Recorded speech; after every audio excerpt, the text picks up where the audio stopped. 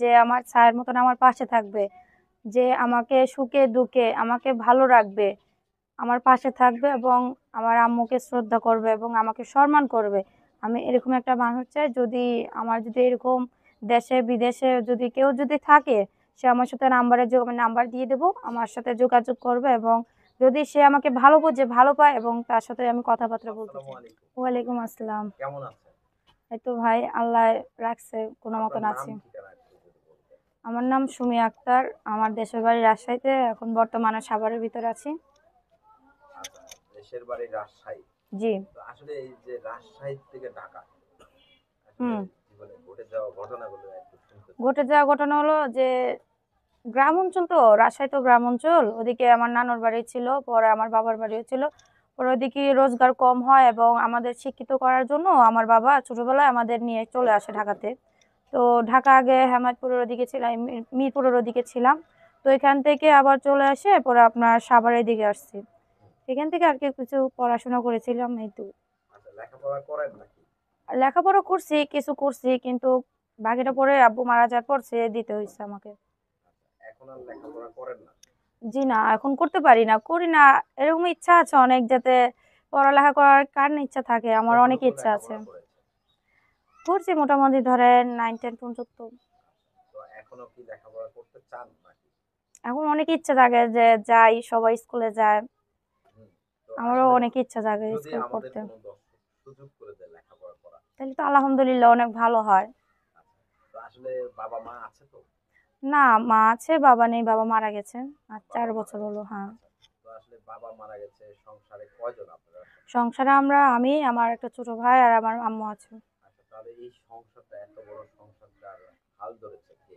এখন বর্তমানে যেহেতু আব্বু নেই, আম্মু তো বুড়া মানুষ, ওনার উপর তো আর সম্পূর্ণটা ছেড়ে দেওয়া যায় না। হুম। উনি যতটুকু পারছে করে এবং বাকিটা আমারই দেখতে হয় এবং আমিই করি। আচ্ছা, এই যে লেখাপড়া যেহেতু বন্ধ, এখন কি করেন?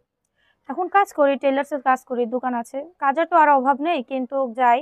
অনেক জায়গায় অনেক কাজে আছে, কিন্তু আমি টেইলার্সের কাজটা সবথেকে ভালো পারি এবং আমি যে দর্জির যে একটা ট্রেনিং থাকে সেটাও আমি নিয়েছিলাম, তো করি।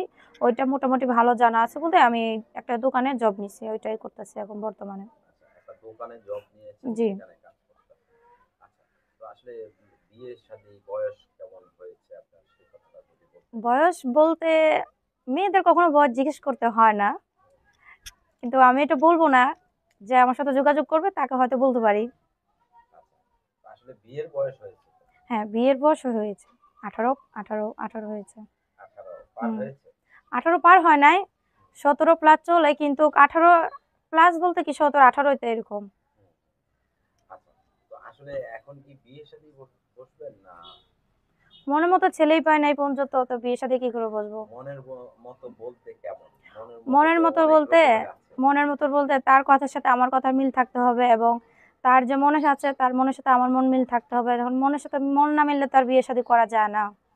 আচ্ছা, মনের সাথে মন কিভাবে মিলে সেটা একটু যদি বলতেন। মনের সাথে মন কিভাবে, ধরেন একটা ছেলে, সে যদি ভালো না হয়, শিক্ষিত না হয়, তার সাথে তো কখনোই আমার মন মেলার কথা না।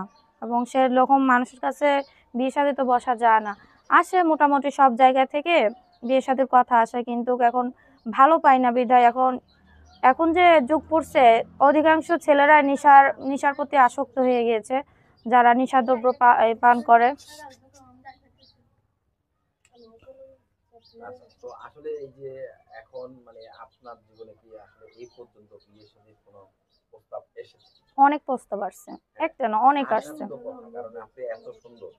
হ্যাঁ, নায়িকা ফেল আপনার কাছে নাকি? হতে পারে। হতে পারে। জি। আচ্ছা, কখনো যদি সুযোগ পান যে কেউ আপনাকে নাটক কিংবা সিনেমা করানোর কোনো প্রস্তাব দেয়, করবেন না? যদি এরকম এরকম কোনো স্বপ্ন দেখেন? এরকম স্বপ্ন দেখি না আসলে, যদি হয় তাহলে করব। সবাই তো সব কিছুতে পায় না, হুম। যদি পাই তাহলে এরকম করতে চাই, আচ্ছা, ইচ্ছা আছে। আপনি তো যেমন ক্যামেরার মাঝে রাজরানী, তা রাজারা কেমন হতে হবে? যদি আমি রানী হয় তাহলে তো অবশ্যই রাজার কাছেই যেতে হবে। হ্যাঁ, কেমন হতে আমার হবে? যে রাজা হবে সে তো রাজার মতনই হতে হবে। আচ্ছা, তো সেই রাজাটা আসলে মানে আপনার মতো সুন্দর, এরকম মানে ইয়াং, নাকি একটু বয়স্ক, কিরকম হলে মানে? এক রাজার 7 রানী থাকে। আসলে একটা রাজার 7টা করে রানী থাকে। হ্যাঁ। তো এখন যে যুগ আছে, এখন তো আর 7 রানী দিয়ে চলা যায় না। এখন এক রাজার এক রানী চলতে পারে। আচ্ছা, তার মানে আপনি এক রাজার এক রানী হয়ে থাকতে চান। জি। আচ্ছা, রাজাটার বয়স কেমন হতে হবে?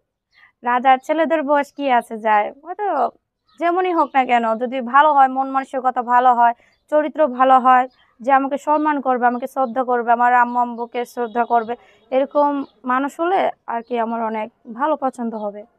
আচ্ছা, এমনি মূলত আপনি মানে পাত্রের জন্য ক্যামেরার সামনে আসছেন নাকি একটু সহযোগিতার জন্য আসছেন? কোনটা?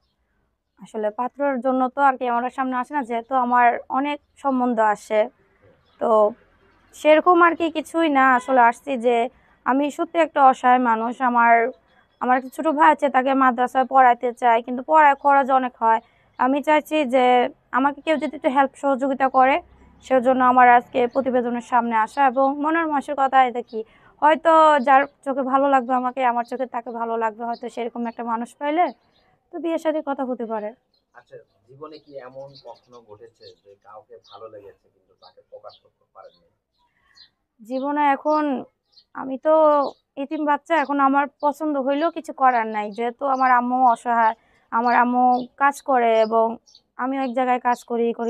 তো আমার স্বপ্ন আছে আমার ছোট ভাইটা যাতে আমি পড়ায় মাদ্রাসা একটা হাফেজ বানাইতে পারি, এরকম আমার কিছু স্বপ্ন আছে। এবং আমাকে কেউ যদি একটু সাহায্য সহযোগিতা করে, আমি সামনের দিকে পড়াশোনা আগায় যেতে পারি বা ভালো একটা যাতে পর্যায়ে আমি দাঁড়াইতে পারি, এরকম।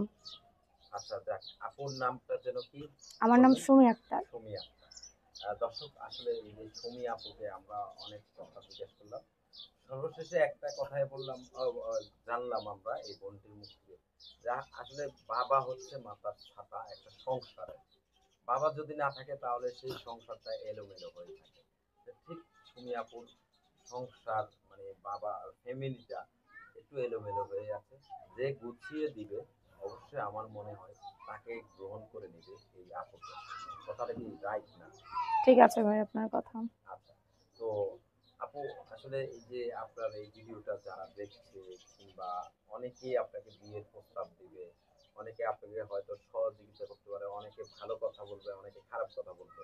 তা আসলে এই দর্শকের উদ্দেশ্যে কেমন ছেলে পছন্দ কিংবা কেমন বয়সের পছন্দ কিংবা কারা কি বলবে সেটা যদি একটু বলে দিতেন। দর্শক, আপনারা যারা এই আপুটিকে দেখছেন, সাদা মনে তাকে সহযোগিতা করবেন। কেউ আজে বাজে কমেন্ট করবেন না, কেউ কোনো ধরনের খারাপ কথা বলবেন না।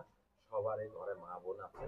তো আপনারা যারা তাকে জীবন সঙ্গী হিসাবে স্বপ্ন দেখতেন, অবশ্যই তার সাথে যোগাযোগ করবেন এবং কি কেউ বাজে মন্তব্য করবেন না।